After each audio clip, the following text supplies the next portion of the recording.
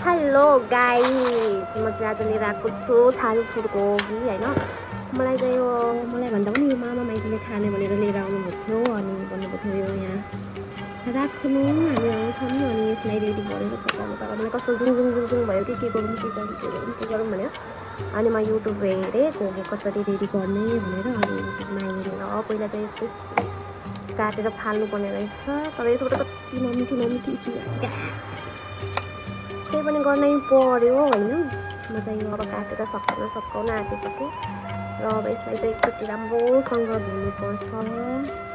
अनि चाहिँ के गर्नुपर्छ फेरि म युट्युबमा हेर्दै तर यो बहुत टाइट छ यति धेरै कि मैले त केले गरौँ भयो तर चक्कीले गर्दा पनि हुने रहेछ।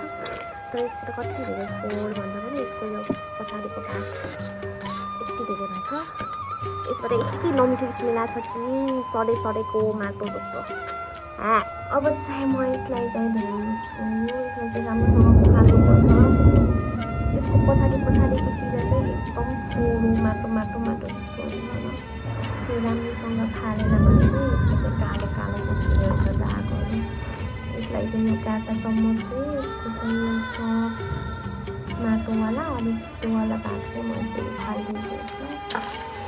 मलाई आउँदैन बनाउन तर म यसलाई चाहिँ मैले राम्रोसँग धुन्छु।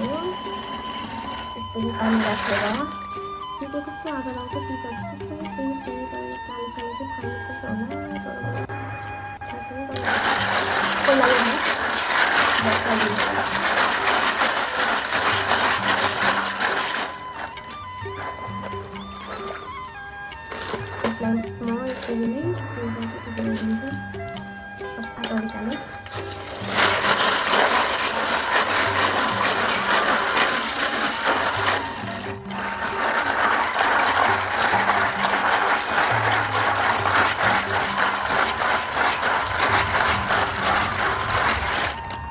होला कति धेरै फोहोर निस्केको छ।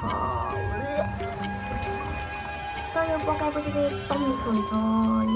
तर त्यति धेरै थाहा छैन यसको भित्रको यो किरा चाहिँ खाने चाहिँ यही हो क्या एकदम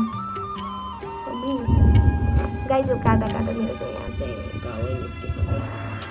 के गर्नु काम गर्नु पऱ्यो।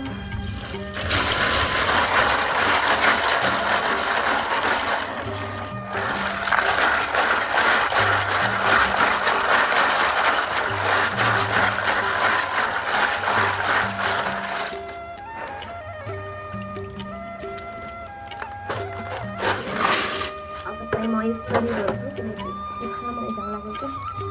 यसलाई चाहिँ अझै धुनुपर्छ कति धेरै